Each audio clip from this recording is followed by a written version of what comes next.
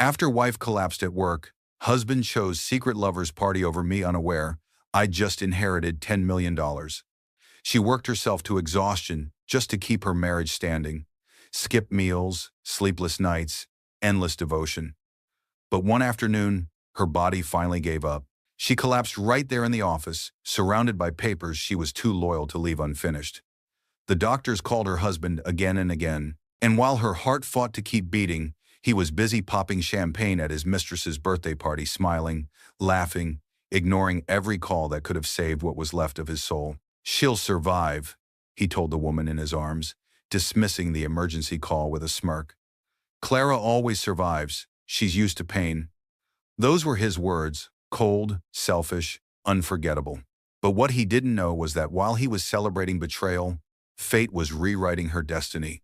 At that very moment, the lawyer of her late father was signing documents that would awaken a fortune, $10 million, placed solely in her name.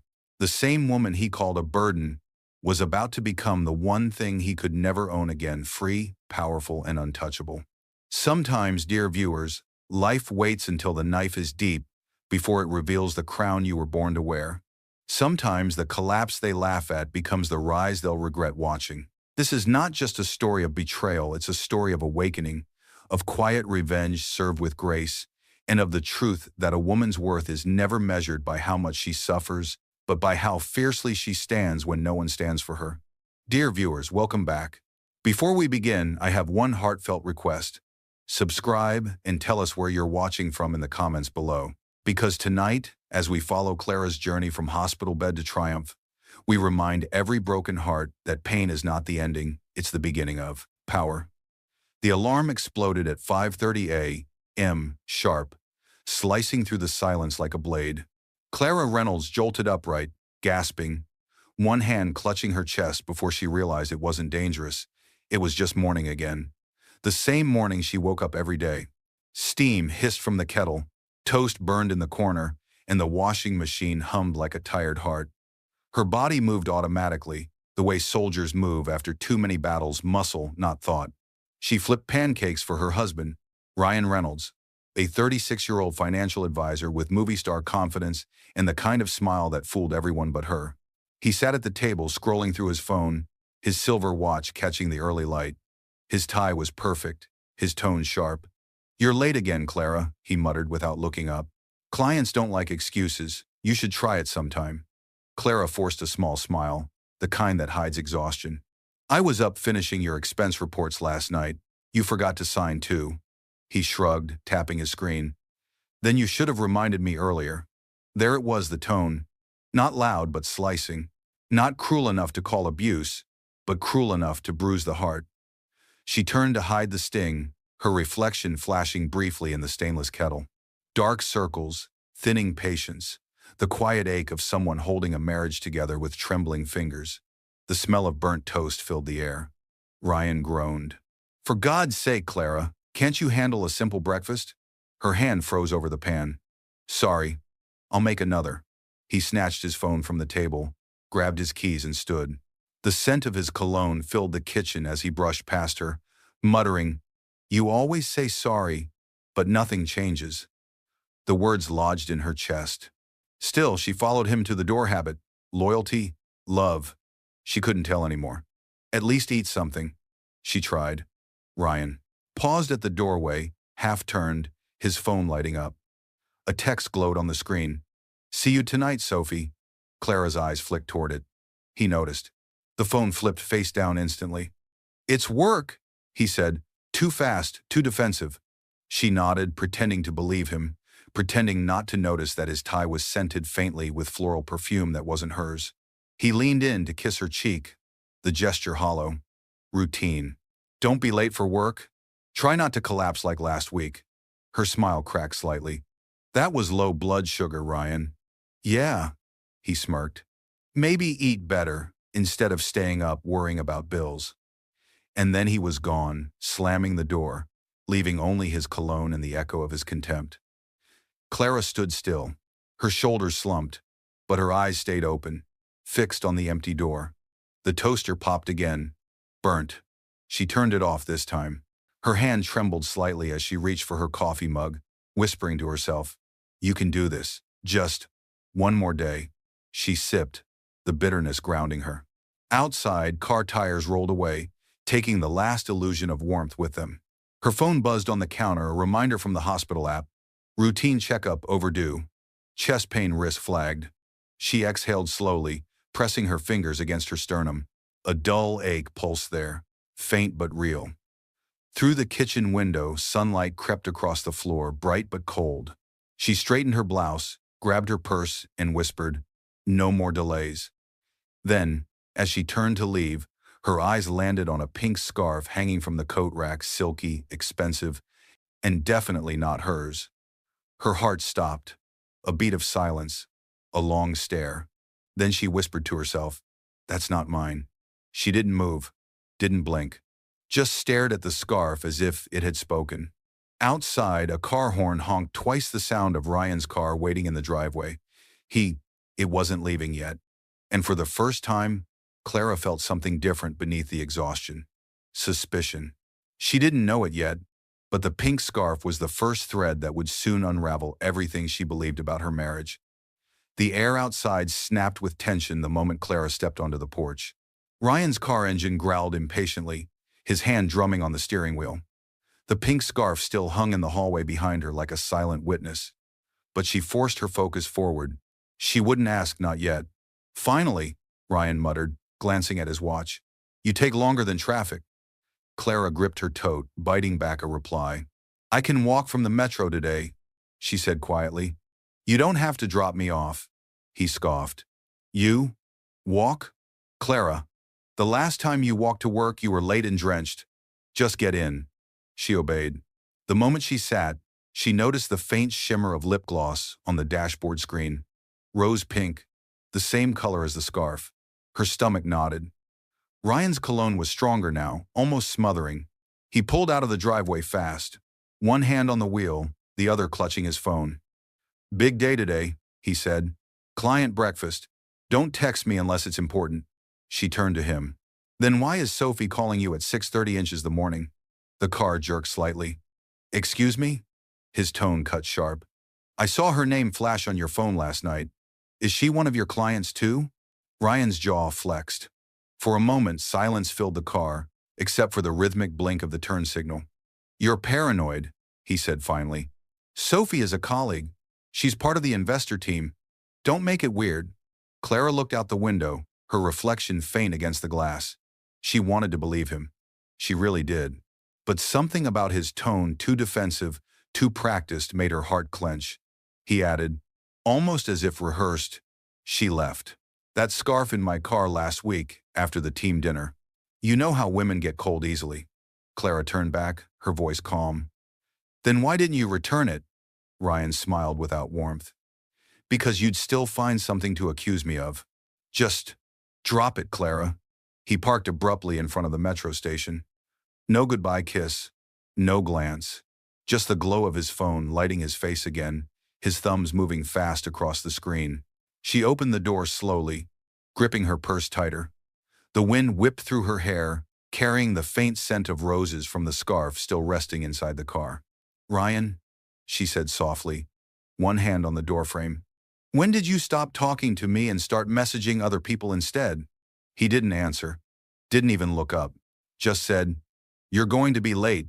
Her throat burned, but she smiled. Not the kind of smile that hides pain, this one was sharper, colder. "Have a nice breakfast meeting then." She stepped out and closed the door gently. The car sped away, leaving her in a cloud of exhaust and questions. As she walked toward the metro, her chest tightened again. Not just from heartbreak, but from something deeper, physical. A faint pressure beneath her ribs. A warning. She paused, pressing a hand to her chest. A kind stranger behind her asked, "Are you okay, ma'am?" Clara forced a smile. "Just tired." "I'll be fine." She straightened, taking a deep breath, and continued walking, each step slower than the last. When she reached the train platform, the morning sun hit her face. Her phone buzzed, another calendar reminder. "Doctor appointment missed. Reschedule immediately." Her vision blurred for a second, and she steadied herself against the rail. Her fingers shook as she typed a quick note in her phone. "Call hospital today. Then, as the train roared into the station, she caught her reflection in the glass again. Pale, weary, eyes filled with something between hope and dread. She had no idea that the same chest pain she ignored this morning would be the reason her entire world collapsed by noon. The office floor shook under the thunder of ringing phones and rushing footsteps. Clara stumbled through the hallway, clutching a stack of client reports that felt heavier with every step. Her vision pulsed edges, blurring, colors dulling. The hum of printers and chatter blended into one dizzying buzz. "Clara, we need those numbers before the meeting." Her manager, Mr. Daniels, barked from across the cubicles. He was in his early 50s, sharp suit, always sweating deadlines. "The partners are waiting upstairs." She forced a breath, nodding. "2 minutes, sir." Her voice came out thinner than she intended. Her fingers trembled as she typed, double-checking spreadsheets, fighting the spinning in her head. Sweat dampened her blouse despite the cold air conditioning. Every heartbeat pounded behind her eyes. "Don't faint. Not now." Her phone buzzed beside the keyboard. Ryan's name flashed across the screen. Relief flickered until she saw the preview. "Ryan, can't talk. At Sophie's meeting. Big night ahead." Her throat went dry. The same client meeting story. Her hands hovered over the keyboard, her heart thudding faster, louder, too loud. Mr. Daniels shouted again. "Clara, the partners are on their way." I'm done," she stammered, pressing print. The room tilted slightly, and she grabbed the edge of the desk. Her breath came shallow. One of her colleagues, Lena, noticed from the next cubicle. "Clara, you okay? You look pale." "I'm fine," she whispered, but her knees trembled. "Just dizzy." She tried to take a step forward, clutching the reports against her chest. The pages fanned out like white feathers falling to the floor. Then everything went black. A scream cut through the office. "Clara! Someone call 911! Chairs scraped. Phones dropped. Lena knelt beside her, shaking her gently. "Clara, can you hear me? Stay with me." Her breathing was shallow, erratic. The faint scent of coffee and toner filled the air as co-workers gathered around. "Her pulse is weak," Lena cried. "Hurry!" The sound of footsteps blurred into sirens. Paramedics stormed in, their radios crackling. One of them, Nurse Evan, checked her vitals quickly. Blood pressure dangerously low, possible collapse from stress or heart strain. "She's been working non-stop," Lena said, panic thick in her voice. Her husband said she's been under pressure at home too. "Let's get her to County General." "Move," Evan ordered. They lifted Clara onto the stretcher. Her eyelids fluttered open for a moment. All she could see were lights white, blinding. Her lips parted weakly. "Did someone call Ryan?" Lena hesitated. "We did." He didn't answer. "Maybe he's driving." A small tear slipped down Clara's cheek before she blacked out again. As the elevator doors closed around her, the papers from her report still lay scattered across the carpet pages, marked with her last effort to hold her world together. Inside the ambulance, the heart monitor beeped unsteadily. Evan spoke softly to the driver. If we don't stabilize her soon, she could go into cardiac arrest. Outside the tinted window, the city blurred past glass towers, busy lives, and somewhere across town, Ryan's laughter echoed in a fancy restaurant over clinking champagne glasses. Back at the office, Lena picked up Clara's fallen phone. The screen still glowed with Ryan's message. She frowned, whispered under her breath, "Big night, huh?" and slipped the phone into her purse to return later. By the time the ambulance reached the hospital, one man's silence would speak louder than 1,000 alarms, and the price of that silence would haunt him forever. The night sky shimmered over the city, but inside the rooftop, the restaurant, the air was thick with perfume, laughter, and betrayal. Ryan Reynolds clinked his champagne glass against another. "To Sophie," he said loudly, grinning from ear to ear, "the most brilliant woman I've ever met." Applause followed. The guests, Sophie's colleagues, investors, and a few of Ryan's business friends cheered as the birthday candles flickered across her flawless face. Sophie Grant, 30, tall, blonde, and confident, smirked as she leaned closer to Ryan. "You're only saying that because I let you win at poker last night," she teased, her tone intimate enough to draw curious glances. Ryan's phone buzzed on the table. Once, twice, then again. He frowned and flipped it over. Clara. Wife. The laughter around him drowned the sound of the ringtone. Sophie noticed. Work? Ryan hesitated. Yeah, she's probably checking in. Sophie raised a perfect brow. At this hour? The phone buzzed again. This time it didn't stop. The screen lit up with an urgent hospital caller ID. County General ER. Sophie tilted her head. You gonna get that? Ryan stared at the screen for a long second, jaw tight. A swirl of thoughts crossed his mind. Clara's voice this morning. The argument, her accusing eyes. He sighed. She's probably overreacting again. Stress or something. Sophie laughed, the sound soft and mocking. You married the dramatic type, huh? He smirked, pocketing the phone. You have no idea. The waiter brought another bottle of champagne. Music thumped as Sophie pulled Ryan toward the dance floor. Forget the world tonight, she said. It's my birthday. Just us. He hesitated, glancing toward the glittering city skyline beyond the glass railing. For a split second, guilt flickered in his chest. But the lights, the music, and Sophie's hand on his arm smothered it fast. The phone buzzed one last time in his pocket. Then, silence. Across town, the ambulance screeched through red lights. Clara's pulse was weak, her oxygen low. Nurse Evans shouted, "Stay with me, ma'am. Almost there." Her fingers twitched, trying to reach for something that wasn't there. Her phone had fallen from the stretcher screen cracked, still glowing faintly. The last call made. Ryan Reynolds. No answer. Back at the party, Ryan lifted Sophie onto the small stage, where a massive cake gleamed beneath sparklers. Cameras flashed as he wrapped an arm around her waist. "Make a wish!" someone yelled. She blew out the candles, laughing. Ryan whispered something in her ear that made her blush. Then his phone buzzed once more this time, a voicemail notification. He almost ignored it, but curiosity won. He pressed play. The voice of Lena, Clara's co-worker, filled his ear, trembling. "Ryan, this is Lena from the office." Clara collapsed. "She's in the ER, please come fast." The phone nearly slipped from his hand. Sophie looked at him. "What's wrong?" He forced a grin, though his face had gone pale. "It's nothing. Just a work issue. Keep celebrating." Sophie's smile faltered slightly. "You sure?" "Positive." He took a long drink, drowning whatever conscience still flickered. "Tonight's about you." Outside, fireworks erupted over the skyline, brilliant and loud, masking the sound of the city's sirens far below. Meanwhile, in the ER, Clara's monitor flatlined for 3 long seconds before stabilizing again. Nurse Evan looked at her and whispered, "You're lucky, ma'am, but someone up there's giving you one last chance." The heart monitor beeped again, steady, fragile, alive. By the time Ryan finally checked his voicemail, the damage would already be irreversible, and the woman he ignored would soon rise in ways he could never imagine. The hospital room was silent, too silent. Only the soft hum of machines and the slow beep of the heart monitor filled the air. Clara's eyelids fluttered open to blinding, white lights and the faint sting of an IV in her arm. Her throat felt dry as dust. For a moment, she didn't know where she was or why her body felt like it had been crushed by exhaustion itself. Then it all came back in flashes. The office, the collapse, the sirens, Ryan's face, except he hadn't been there. She turned her head weakly toward the door. "Ryan?" The word cracked in her throat like a broken shell.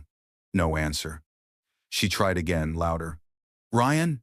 A nurse entered, a middle-aged woman with kind eyes and a professional calm. Her name tag read Nurse Paula.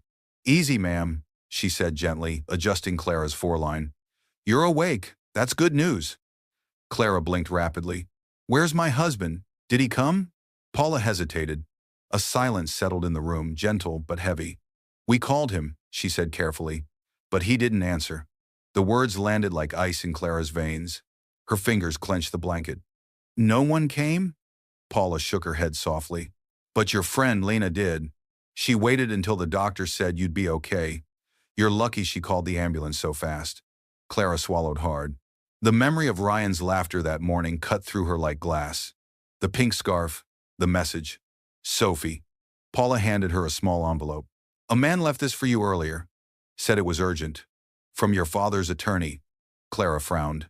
"My father's attorney?" "Yes. Said his name was Mr. Hayden. He told me to give it to you when you woke up.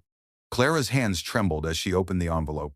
Inside was a letter, printed neatly on thick paper, with the logo of Hayden & Co. Legal Associates. She read slowly, her lips moving silently through the lines. Dear Clara, in accordance with your late father's will, we are pleased to inform you that your inheritance trust becomes active upon your 33rd birthday, October 14th, 2 days ago. Please contact our office immediately. The amount in question totals $10 million U.S. dollars. Transferred in your name. She froze. The world stopped for a second. $10 million? Her breath caught, confusion swirling with disbelief. Her father, whom she'd always known as a simple retired engineer, had left her a fortune she never knew existed. Paula noticed her expression. Good news? Clara folded the letter quickly.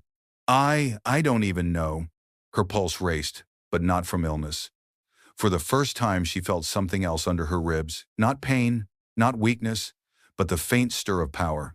She looked toward the door again, expecting it to open, expecting Ryan to walk in at last with guilt or concern. But it stayed closed. Hours passed. The clock ticked toward midnight. The food tray went cold. Still, no one came. Clara lay back, staring at the ceiling tiles, the letter clutched tightly in her palm. He didn't even ask, she whispered.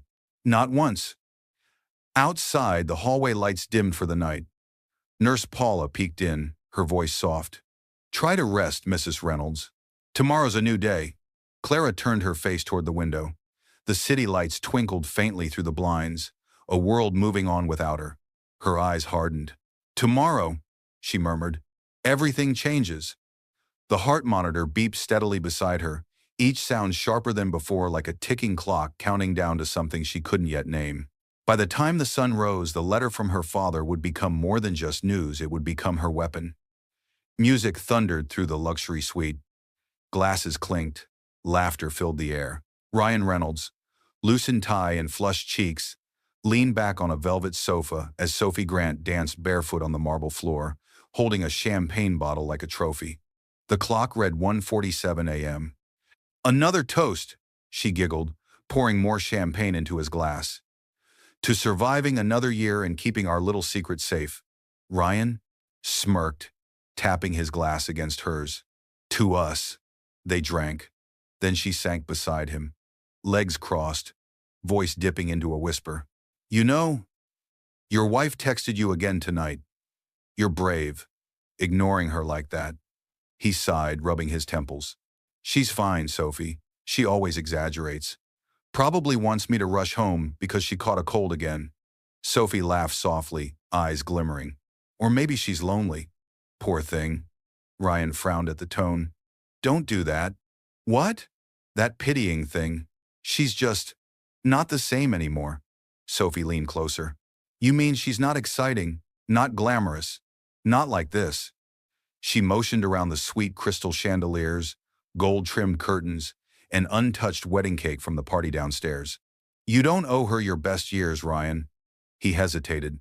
She was there when I had nothing, when my job barely paid for rent. Exactly, Sophie said smoothly. And now you're successful. You've earned better. Her fingers brushed his collar. His breathing slowed, then steadied with indulgent pride. Better, he repeated, tasting the word. Yeah, Sophie smiled, victorious. You're my man now. Once you finalize the divorce, we can stop hiding. Ryan chuckled. Divorce isn't easy, Soph. Not when everything's in both our names. Her lips curved. Then fix that. Shift what matters. You're smart enough to move things around before she figures out what you've built. He paused, suspicion flickering. You sound like you've done this before. She laughed, light and sweet. I just don't like messy endings. You deserve a clean start. Ryan stared at her. You know something funny? I used to think Clara married me for money. Turns out, she's got none of it. Her father left her debts, not assets. I checked years ago. Sophie leaned her head against his shoulder, hiding a small, secret smile. Then, that's one less thing to worry about. He didn't notice the glint in her eyes. He didn't notice her phone lighting up on the table, displaying a text from R. Parker transfers confirmed. Instead, he kissed her forehead, whispering, After tomorrow, I'll talk to my lawyer. We'll make it official. Sophie's smile widened faintly. Good, because I've waited long enough. The night softened. The laughter quieted. Outside, the city glowed beneath the moon, indifferent to the lies being whispered above it. Back at the hospital, Clara stirred in her bed, the envelope still on the nightstand. Nurse Paula adjusted her blanket, whispering, "You've been given a second chance, sweetheart. Don't waste it." Clara's fingers twitched, brushing the letter's edge even in her sleep. In the suite, Ryan's phone buzzed again, another hospital call flashing. Critical update, Clara Reynolds. He silenced it with one thumb, turned the phone face down, and pulled Sophie closer. When morning came, the woman he thought was weak would wake to find her strength, and the man he trusted most would start losing everything he thought he controlled. The door burst open with a sharp knock that startled Clara from her half-sleep. She sat up too fast, pain streaking through her chest. The monitor beside her beeped in protest. "Mrs. Reynolds?" a calm voice called. In stepped a tall, silver-haired man in a charcoal suit, clean-cut, old-fashioned, steady. His presence filled the small hospital room with quiet authority. He held a leather briefcase in one hand and a faint, reassuring smile on his face. "I'm Mr. Hayden," he said gently. "Your father's attorney." Clara blinked, still foggy. "You came in person?" "I did," he replied, pulling a chair closer. "When a man like your father leaves behind something important, it deserves a personal touch." He placed a folder on her lap and opened it with care. "First, I must ask, how are you feeling?" She hesitated. "Alive, I guess. That's something." He nodded. "Your father would have said the same. He admired your strength." Her throat tightened. She hadn't heard anyone mention her father's name in months. "I didn't even know he had anything left to leave." Mr. Hayden smiled knowingly. He wanted it that way. "You see, your father trusted few people after retirement, but he never lost faith in you." He unfolded a set of documents. "Before he passed, he created a trust in your name. It activates on your 33rd birthday, which, I understand, was 2 days ago." Clara frowned, stunned. "You're serious? I don't understand. Why didn't I know?" "Because he didn't want anyone else to know," Hayden said. "Especially your husband." Her heart skipped. "Ryan? Why him?" Hayden leaned forward, voice low but steady. "Your father met Ryan once. Just once. He told me afterward, there's charm in that boy's smile but greed in his eyes. He didn't trust him. So he built protections around you." He handed her a second envelope. Inside were bank certificates, property titles, and a letter her father's handwriting unmistakable. "My dearest Clara, you once said you wanted love. Not money, but love can change. When it does, I want you to have what will never betray you: security. Use this wisely. Stand tall. Be no one's burden." Tears blurred her vision. "He knew," she whispered. "He knew even before I did." Mr. Hayden nodded. "You now control everything. $10 million in liquid assets, plus 2 properties in your name. It's private, legal, and untraceable to your husband's accounts." Clara's breathing slowed as the weight of it sank in. "What am I supposed to do with that?" Hayden's eyes softened. "Whatever you decide, but one piece of advice: don't announce it yet. Watch first. People reveal who they are when they think you have nothing." Clara's gaze drifted toward the window, where the morning sun was breaking through the clouds. For the first time in years, she felt something unfamiliar: control. She turned back to Hayden. "Thank you for everything." He rose, adjusting his cufflinks. "Your father prepared for the day you'd need strength more than sympathy." Clara smiled faintly through tears. "He always believed I'd wake up stronger." Mr. Hayden paused at the door, glancing back. "Then wake up fully, Mrs. Reynolds, because something tells me your husband's about to make his next move." She didn't know it yet, but the next voice she'd hear from Ryan wouldn't be one of concern. It would be the voice of a man already planning her replacement. The vibration of the phone cut through the quiet hospital room like a blade. Clara startled, heart hammering, expecting it to be her husband at last. She grabbed the phone from the bedside table, her fingers trembling slightly. Ryan Reynolds flashed across the screen. For a second, relief flooded her face.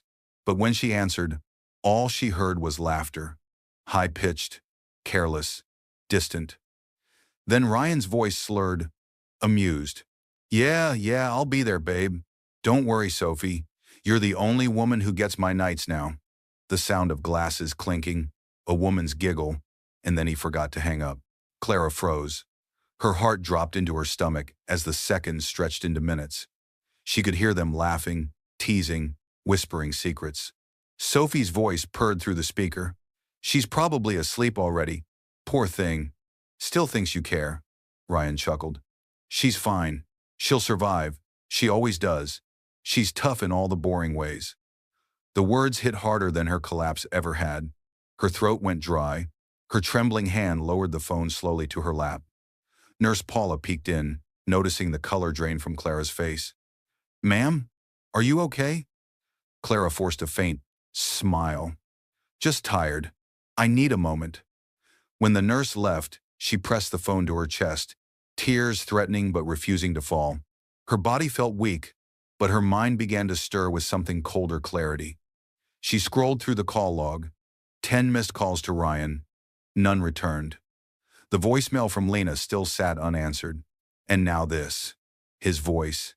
His laughter. Sophie. Clara wiped her tears and opened her contacts. She hesitated for a moment before typing a message to Lena, her co-worker, the only one who had been there when she collapsed. "Clara, can you help me with something?" "Lena, anything." "What's wrong?" "Clara, follow Ryan tonight. Don't ask questions yet." There was a pause. Then Lena replied, "Lena, consider it done." Clara set the phone down, exhaling shakily. The room felt smaller, but inside her, something began to expand, a quiet, heavy determination. Her father's words from the letter echoed in her mind. "Use this wisely. Be no one's burden." She looked toward the window. The city lights shimmered below, alive and indifferent. Somewhere in those lights, her husband was celebrating, while she lay in a hospital bed he never bothered to visit. The IV drip clicked rhythmically beside her. Each drop felt like a countdown. She whispered to herself, "You celebrated while I almost died. Fine. But when I rise, I'll make sure you remember what you left behind." Her phone buzzed again this time, a message from Lena. "Lena, he's at the Skyview Club. With her. I'll send proof." A photo followed. Ryan and Sophie on the balcony of an upscale rooftop lounge, champagne glasses raised, his hand resting on her waist. Clara stared at it until her breath steadied. Then, without a single tear, she locked her phone and whispered, "It's over." But her reflection in the dark window whispered something back, a single word that burned softly behind her eyes. "Not yet." That night, as the proof of betrayal burned in her palm, Clara didn't realize she was already laying the first brick of a plan that would turn her pain into power. The message came at dawn. Clara's phone buzzed against the hospital tray, jolting her awake. Her body still ached, but her mind was razor-sharp now, no longer fragile, no longer blind. She reached for the phone with steady fingers. It was from Lena, her loyal co-worker. "I got what you asked for. Sending now." Seconds later, the photos arrived. The first one hit her like a bullet. Ryan, her husband, leaning against a glass balcony, his arm wrapped around Sophie Grant. Another photo. Sophie feeding him cake, her fingers brushing his lips, his eyes soft with affection, the same look he hadn't given Clara in years. The last one, a champagne bottle mid-pop, both of them laughing, careless, glowing. Clara's breath caught. She scrolled again, forcing herself to look at every image, every betrayal captured in perfect clarity. There was no misunderstanding this time, no excuses. The sunlight cut through the blinds, striking the photos on her screen like a cruel spotlight. She stared until her eyes blurred. Then she took a deep, trembling breath and whispered, "Thank you, Lena." Lena replied instantly. "I didn't want to believe it either. But he didn't even try to hide. He was bragging about you. Said you were too weak to notice." Clara's stomach twisted, but she didn't cry. The tears had burned themselves out days ago. Now only resolve remained. She typed back slowly, "Keep everything. Don't delete a thing. I'll need it later." She ended the chat, leaned back on her pillow, and closed her eyes. For the first time, her mind didn't drift toward Ryan. It drifted toward herself. The woman she'd once been, kind, patient, forgiving to a fault. The woman who had begged for scraps of affection. The woman who nearly died waiting for him to care. That woman was gone. She sat up, pulling the small envelope from her bedside drawer, the one Mr. Hayden had left, the inheritance letter, the bank documents, the titles, her father's words, "Be no one's burden." It all felt like divine timing now, a secret plan unfolding at the moment she needed it most. Her eyes flicked toward the window. Outside, the city was waking up, people rushing to work, buses honking, life moving forward. And she realized something powerful. Ryan had moved on without her, but she could move forward without him. The phone buzzed again, Lena calling this time. Clara answered softly. "Did you follow them home?" "Yes," Lena said. He dropped her off at her apartment, stayed for almost an hour, then left smiling. Clara exhaled slowly. "Good. Keep the photos safe. We'll use them soon." Lena hesitated. "Clara, what are you planning?" A faint smile touched Clara's lips. Something he'll never see coming. The camera on her phone caught her reflection in the dark screen. Tired eyes. Yes, but sharper now. Alive again. She turned her wedding ring slowly on her finger, the gold glinting faintly in the morning light. Then she slid it off and placed it beside her phone, staring at it like it was a grave marker. "Goodbye, Ryan," she murmured. "You just buried what could have saved you." The monitor beside her beeped softly, steady and rhythmic like the calm before a storm. Before the day ended, Clara would take her first quiet step out of that hospital, and the world would soon learn that the woman Ryan abandoned was no longer the same one he left behind. The front door clicked shut behind her with a sound too sharp for a cry's. Home that once felt warm. Clara stood in the doorway, staring into the silence of the house she had built with her own hands. The air felt colder now, emptier, like even the walls had learned to keep secrets. Her footsteps echoed across the marble floor. The scent of Ryan's cologne still lingered faintly, mixed with another, perfume sweet, floral, unfamiliar. Sophie's. Every trace of it burned her chest like poison. Clara set her hospital discharge papers on the counter. The doctor's warning still echoed in her mind. "You need rest, Mrs. Reynolds. No stress." She almost laughed at that. Rest? How do you rest when your heart's been dissected piece by piece? She walked through the living room slowly. Everything was neat, too neat. The sofa cushions were rearranged, the wine glasses washed, the curtains drawn. Someone had been here while she lay in a hospital bed fighting for her life. Her fingers brushed over a lipstick-stained glass left half hidden behind a vase. Pale pink. Sophie's shade. The proof glared at her like an open wound. She placed it down gently, whispering, "You really didn't even try to hide." Her eyes caught a small, framed photo on the console, her and Ryan, on their wedding day. She picked it up, tracing the edges of their smiles. Back then, she had believed in forever. Now, she could barely recognize the woman in white. Her chest tightened. For a moment, the old Clara surfaced, the one who still wanted to believe people could change. But that weakness flickered out as quickly as it came. She walked to the bedroom and opened the drawer where Ryan kept his files. Inside, neatly stacked, were expense reports and receipts, dinners, hotel bookings, jewelry. None of them hers. Her breath hitched. Not from pain, but from realization. He wasn't careless. He was confident, because he thought she would never look. The woman who once trusted blindly now read every line with surgical precision. Names, dates, credit card slips, all forming a story she could no longer deny. She sat on the edge of the bed, her body trembling, but not from weakness anymore. The tremble of awakening, the tremble of quiet rage. Her mind drifted back to Mr. Hayden's words, "People reveal who they are when they think you have nothing." Ryan thought she was helpless. He thought she'd crumble. But what he didn't know, what no one knew, was that she had 10 million reasons not to fall apart. She exhaled slowly and took her father's letter from her bag. The words steadied her heart. Stand tall. Be no one's burden. That night, she didn't cry. She didn't break. She simply gathered every document, every piece of proof, and locked them in a folder marked Truth. Then she walked to the mirror. Her reflection looked different now, haunted, yes, but sharper. Her lips curved into something small, deliberate, the kind of smile that comes right before a storm breaks. She whispered to her reflection, "Tomorrow I stop surviving. Tomorrow I start fighting." The bedside clock ticked past midnight. In the distance, thunder rumbled faintly, rolling across the city. And as the first drops of rain tapped her window that night, Clara didn't know she was hours away from facing the man who still believed she was too broken to stand. The elevator doors slid open with a metallic hiss. Clara stepped out, her heels echoing sharply across the polished marble floor of Hayden & Co. Legal Associates.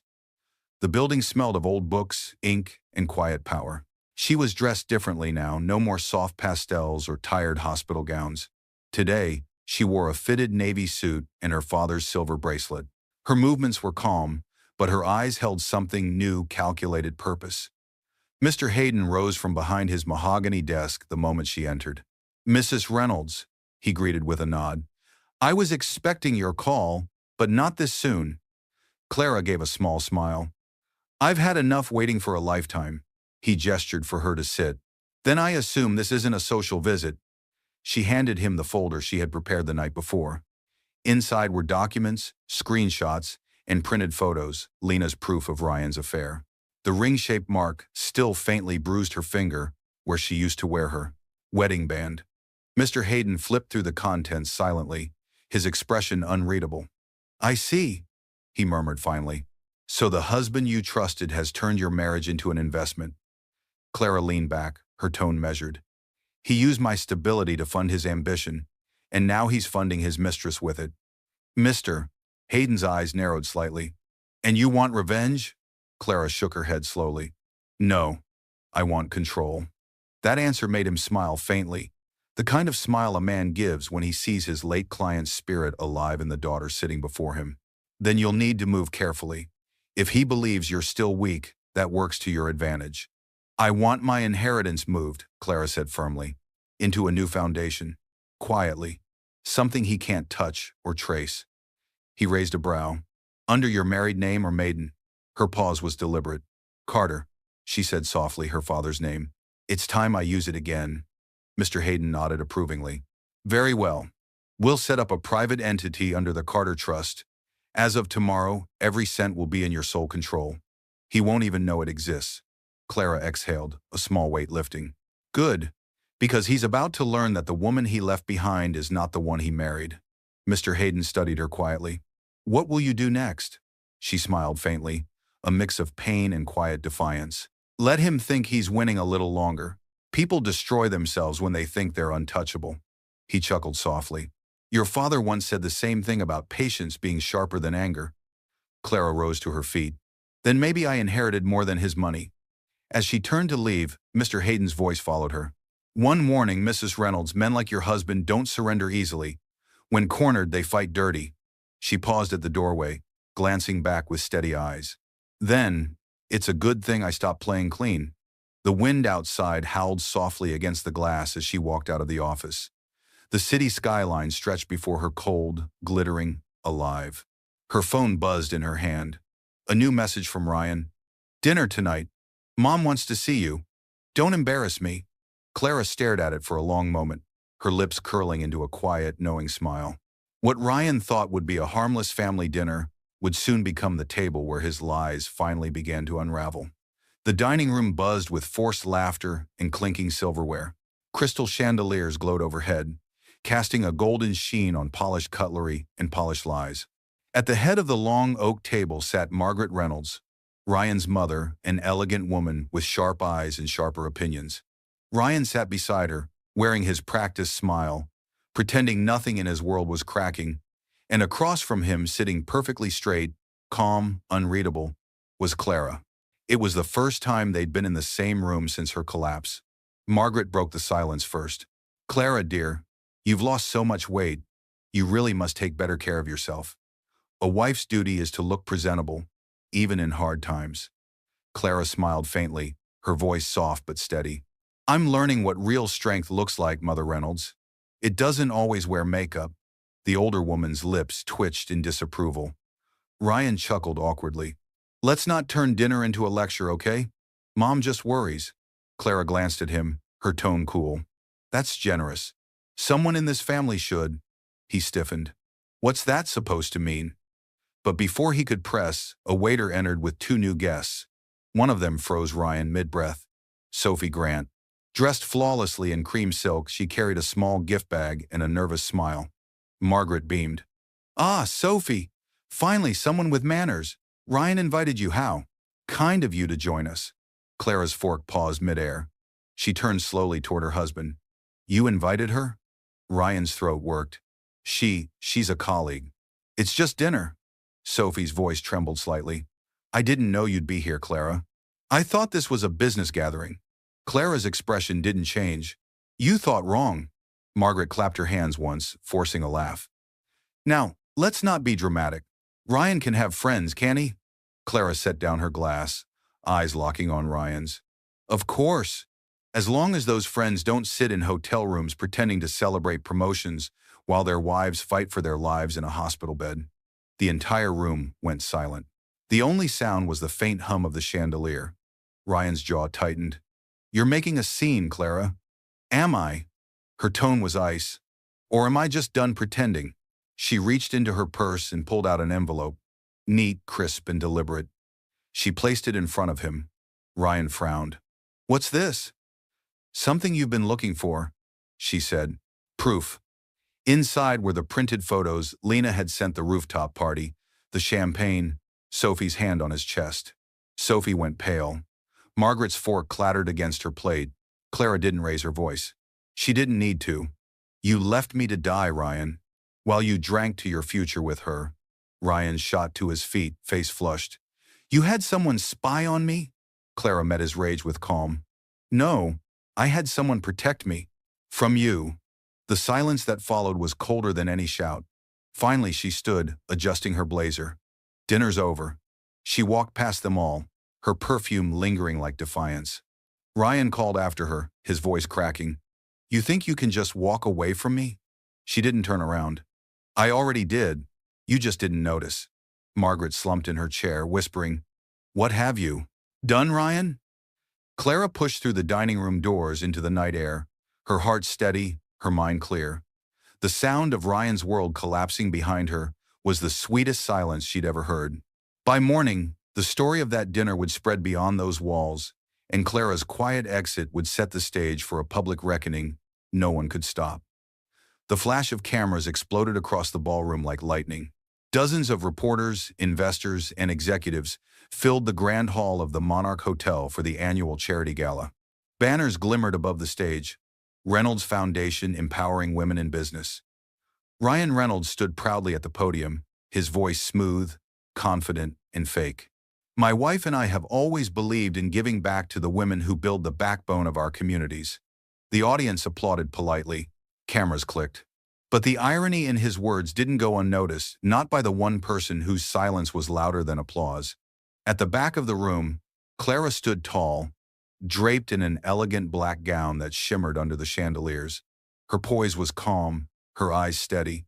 The same woman he once called weak now looked untouchable. Next to her stood Mr. Hayden, her father's attorney, clipboard in hand, lips pressed in quiet satisfaction. Ryan scanned the crowd and froze the moment he saw her. His voice caught, just for a second. And tonight, he continued, recovering quickly, we dedicate this fund to my beautiful wife, Clara Reynolds, who inspires everything I do. The crowd turned as one, clapping toward her. Clara's smile was faint but unreadable. She began walking slowly to the stage, every step deliberate, echoing against the marble floor like the ticking of fate. When she reached him, Ryan extended his hand. She ignored it, taking the microphone instead. Thank you, everyone. I'm touched by the love in this room. Her tone was calm, almost too calm.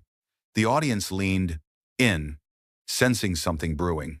She continued, but I must correct something my husband said.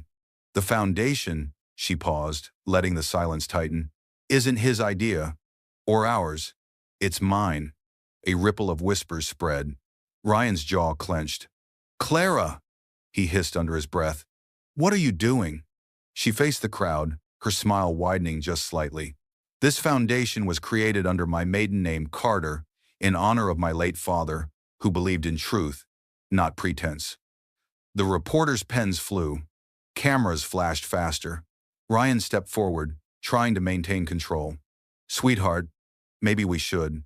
Clara raised a hand, silencing him. And to those who wonder why I changed the name, her eyes met his directly. It's because the man beside me no longer represents anything worth standing beside. Gasps erupted through the hall. Sophie, standing near the bar in a sequin dress, froze mid-sip. Her face drained of color as Clara reached into her clutch and held up an envelope. Since my husband loves publicity, I thought the press might enjoy these. She handed the documents to a journalist in the front row. Photos, hotel receipts, and financial records, all tied to Ryan's secret affairs and embezzlement from the very foundation he was pretending to lead. The crowd's murmur turned into chaos. Cameras surged forward. Ryan's voice cracked. "You can't do this!" Clara met his panic with calm ice. "I already have." He reached for her wrist, but Mr. Hayden stepped forward, placing a protective hand between them. "Mr. Reynolds," the lawyer said coolly, "you should prepare for what comes next.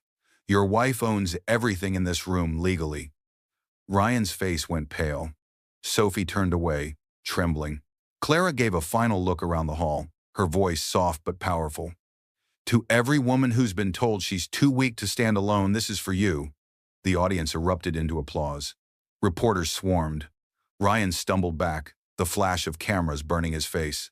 Clara turned, walking toward the exit, her head high as whispers followed her name. Each step echoed like thunder across the marble floor. But as the cameras captured Ryan's downfall, Clara didn't yet know his next move would come not from pride, but desperation. The rain came down in sheets, hammering against the windshield as if the sky itself wanted to drown the night.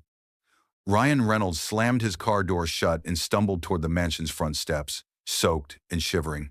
His designer suit clung to his skin, his tie hanging loose like a noose. His phone buzzed nonstop, missed calls, headlines, humiliation. Every news outlet was running the story. Businessman Ryan Reynolds exposed at charity gala, wife reveals embezzlement and affair.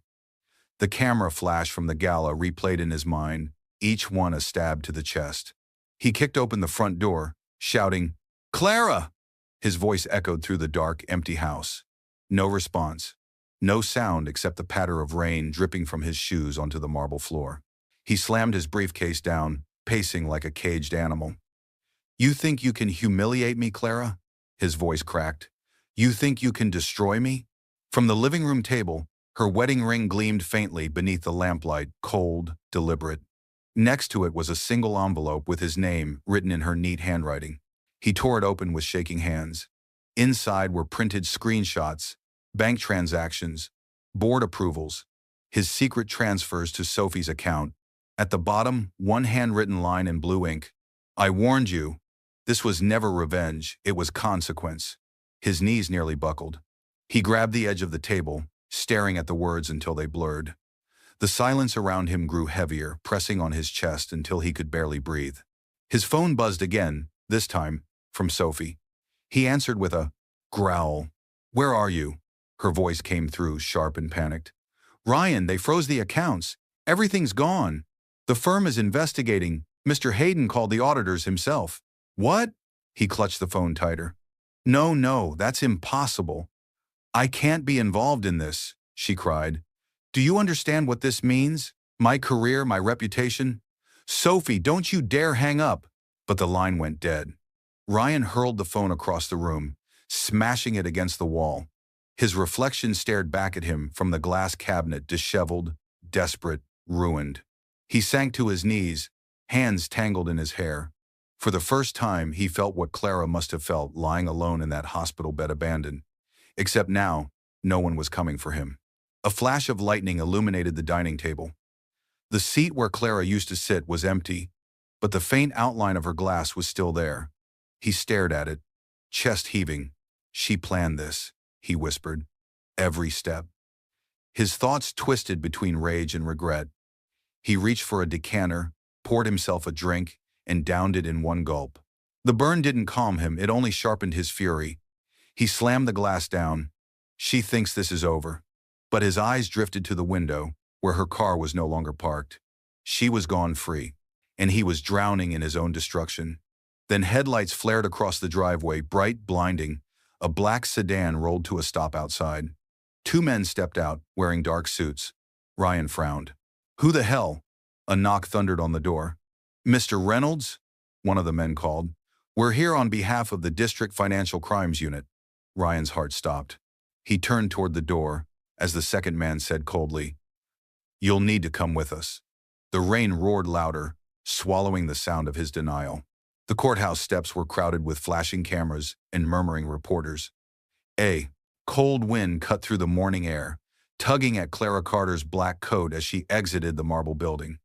She didn't flinch at the noise, the questions, or the chaos. She'd lived through louder storms. Behind her, officers guided Ryan Reynolds in handcuffs toward a waiting patrol car. His once tailored suit was wrinkled, his face pale, his arrogance stripped bare. He shouted over the noise, desperate and broken. "Clara, please, you can't let them do this. I'm your husband."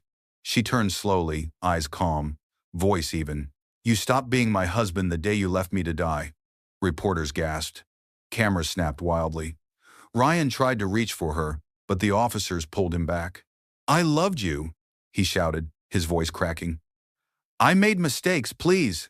Clara stepped closer, her heels steady on the stone steps. "No, Ryan, you made choices."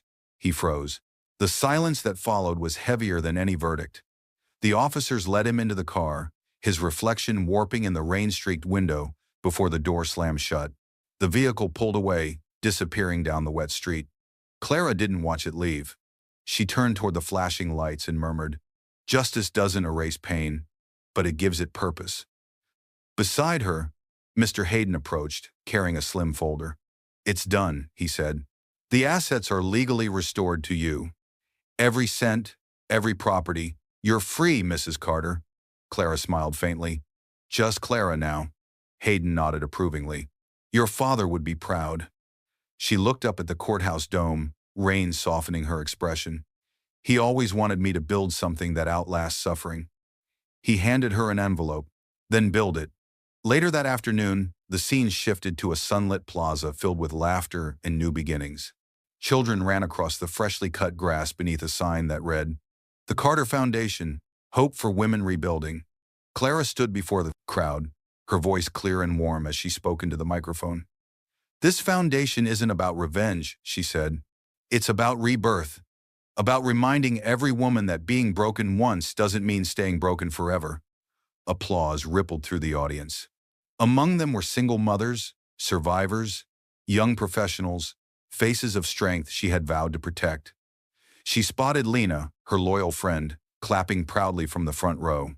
Their eyes met, and a shared understanding passed between them: gratitude, survival, and sisterhood. When the ceremony ended, Clara walked to the fountain at the center of the plaza. The rain had stopped. Sunlight broke through the clouds, scattering gold across the water's surface.